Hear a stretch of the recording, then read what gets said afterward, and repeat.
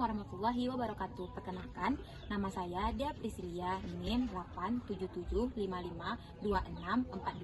Saya berasal dari UPBJJ UT Padang, Fakultas Keguruan dan Ilmu Pendidikan, jurusan PGSD, Pendidikan Guru Sekolah Dasar. Pada hari ini, 13 November 2025, saya akan melakukan praktikum pada mata kuliah praktikum IPA di SD dengan modul 3 makanan, KP3 pencernaan makanan. Alat dan bahannya yaitu gambar sistem pencernaan dan alat tulis. Selanjutnya, tujuan dari praktikum ini adalah untuk dapat mengurutkan bagian dari sistem pencernaan.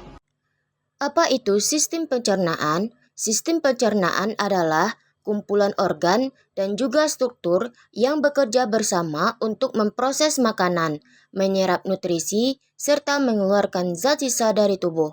Proses ini dimulai dari mulut, di mana makanan dikunyah dan bercampur dengan enzim dalam air liur, lalu lanjut ke kerongkongan, lambung, usus halus, serta juga usus besar.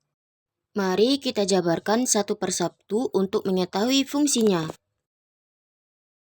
Mulut. Mulut adalah bagian awal dari saluran pencernaan pada manusia dan hewan yang berfungsi untuk mengunyah makanan, berbicara, serta juga sebagai tempat masuknya udara saat bernafas.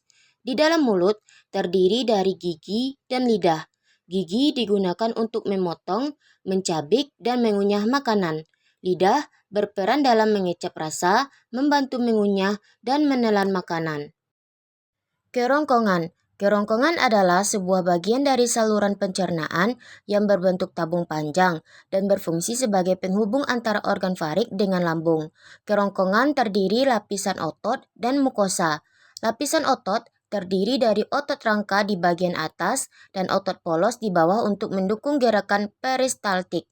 Mukosa, sebuah lapisan paling dalam yang melindungi dinding dari sebuah gesekan dari makanan. Lambung. Lambung adalah organ berbentuk kantung yang merupakan bagian dari sistem pencernaan manusia. Lambung berfungsi sebagai tempat mencerna makanan secara mekanik dan juga secara kimiawi. Lambung terdiri dari fundus dan pilorus.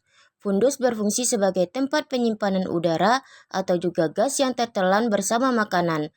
Pilorus berfungsi untuk mengatur aliran cime dari lambung ke usus halus melalui sfinkter pilorus. Usus halus. Usus halus adalah bagian dari sistem pencernaan manusia yang berupa saluran panjang berbentuk tabung yang terletak di antara lambung dan usus besar. Usus ini berfungsi untuk mencerna makanan. Dalam usus halus terdiri dari duodenum dan jejunum.